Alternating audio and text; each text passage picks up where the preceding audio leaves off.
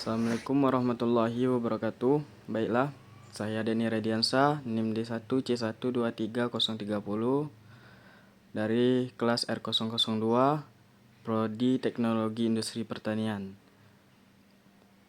Pada kali ini, saya akan menyelesaikan tugas PPT tentang polusi air. Definisi polusi air.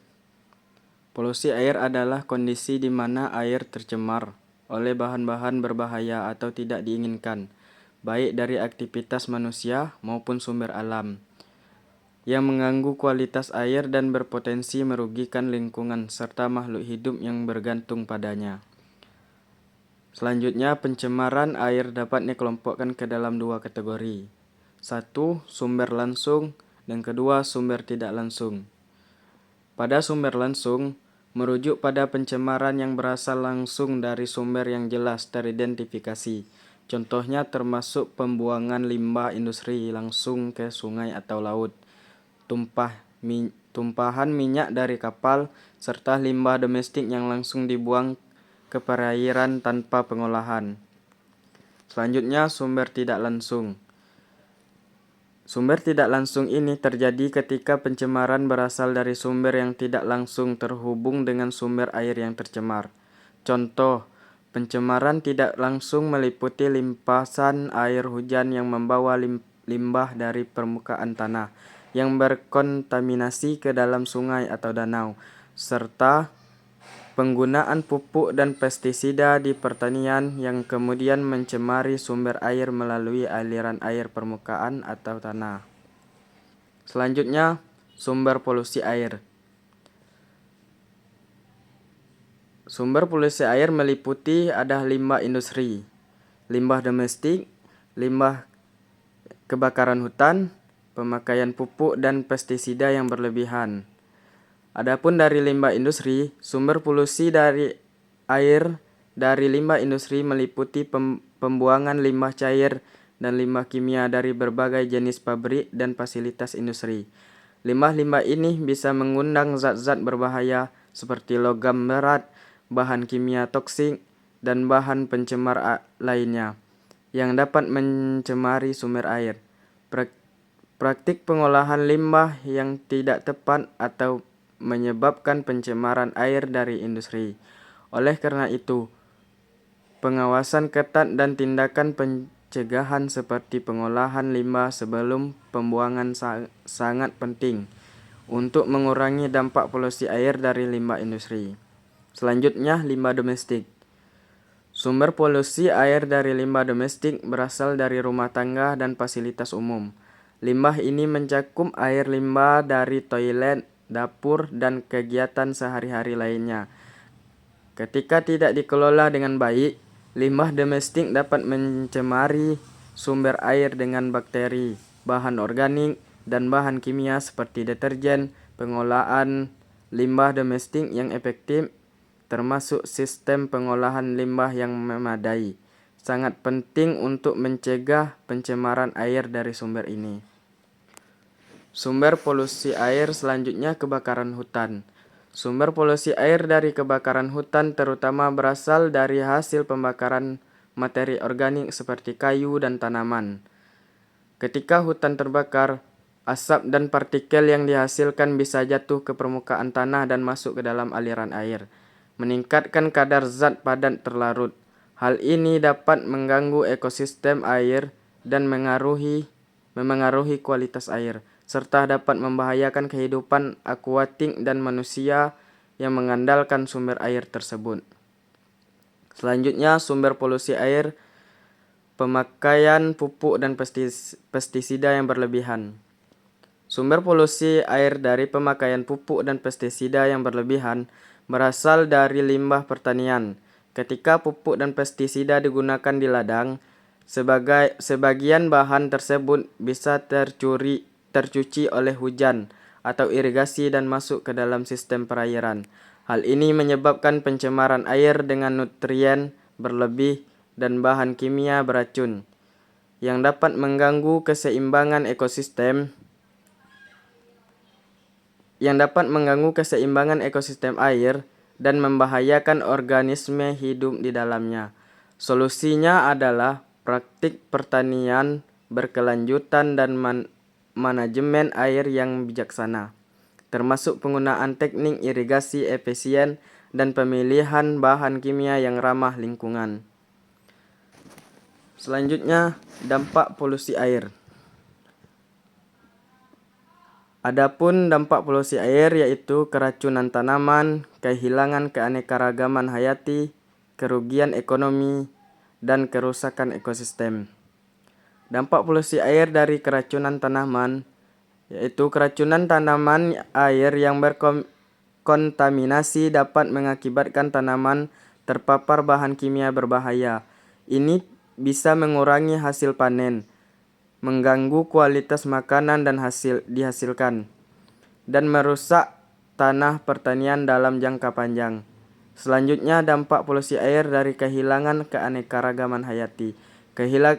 Kehilangan keanekaragaman hayati, pencemaran air dapat merusak ekosistem perairan dan mengganggu kehidupan biota air di dalamnya. Biota air, termasuk ikan, makhluk renik, dan tanaman air, bisa terpapar bahan kimia berbahaya, menyebabkan kematian massal atau pengurangan populasi yang signifikan. Ini mengganggu rantai makanan dan mengurangi keanekaragaman hayati perairan. Dampak polusi air selanjutnya dari kerugian ekonomi. Kerugian ekonomi, pencemaran air dapat berdampak buruk pada sektor ekonomi yang terkait dengan air, seperti perikanan, pariwisata, dan industri yang bergantung pada sumber air bersih. Perikanan bisa terancam karena ikan dan biota air lainnya terpapar bahan kimia berbahaya. Industri pariwisata juga dapat terganggu karena perairan yang tercemar tidak lagi menarik bahan wisatawan. Selanjutnya, dampak polusi air dari kerusakan ekosistem. Kerusakan ekosistem, pencemaran air bisa merusak ekosistem perairan secara keseluruhan. Nutrien berlebih seperti nitrogen dan fosfor dari limbah pertanian dan limbah domestik dapat menyebabkan pertumbuhan alga yang berlebihan, yang pada gilirannya mengganggu ekosistem dan menyebabkan daerah mati di perairan, zona tanpa oksigen. Selanjutnya, proses perawatan polusi air. Proses perawatan polusi air mencakupi perawatan fisik, perawatan kimia, dan perawatan biologis. Perawatan fisik ini melibatkan penggunaan proses fisik seperti penyaringan, sedimentasi, dan flotasi untuk menghilangkan partikel padatan dan material terlarut dari air. Perawatan kimia. Proses ini menggunakan bahan kimia seperti koagulan dan flokulasi untuk mengikat dan mengendapkan zat-zat pencemar yang tersuspensi dalam air. Selanjutnya, perawatan biologis. Proses biologis menggunakan mikroorganisme untuk menguraikan bahan organik yang terdapat dalam air limbah, seperti dalam pengolahan lumpur aktif atau sistem tanaman air. Selanjutnya, tahap pengolahan air limbah. Tahap pengolahan air limbah yang pertama adalah pengolahan primer. Pengolahan primer air limbah melibatkan penyaringan atau pengendapan untuk menghilangkan partikel besar dan bahan padat sebelum tahap selanjutnya dalam proses pengolahan air limbah. Ini merupakan tahap awal dalam membersihkan air limbah dari kotoran yang kasar sebelum proses pengolahan yang lebih lanjut. Selanjutnya, tahap pengolahan air limbah dari pengolahan sekunder. Pengolahan sekunder air limbah adalah proses di mana bakteri dan mikroorganisme mengurai materi organik yang tersisa setelah tahap pengolahan primer.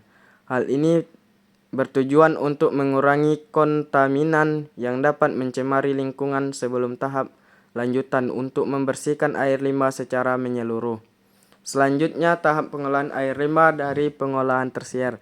Pengolahan tersier air limbah adalah tahap akhir di mana metode lanjutan seperti filtrasi, Ozonisasi atau pemurnian kimia digunakan untuk menghilangkan kontaminan yang tersisa sebelum air limbah dilepaskan kembali ke lingkungan.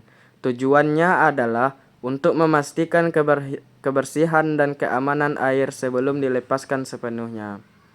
Selanjutnya ada kebijakan dan regulasi ketat. Dari kebijakan dan regulasi ketat, pemerintah perlu menerapkan dan menegakkan regulasi yang ketat terkait pembuangan limbah industri dan domestik, serta memastikan bahwa semua pihak mematuhi aturan tersebut. Terakhir adalah kesimpulan.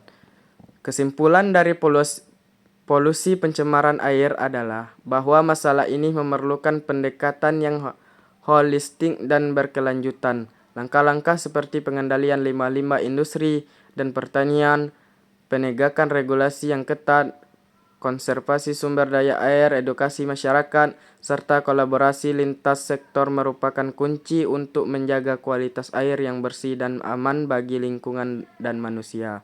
Dengan implementasi kebijakan yang tepat, kita dapat meminimalkan dampak negatif polusi air dan melindungi ekosistem air untuk generasi mendatang. Demikian dari saya. Kalau ada kata-kata yang salah, mohon dimaafkan. Saya tutup. Assalamualaikum warahmatullahi wabarakatuh.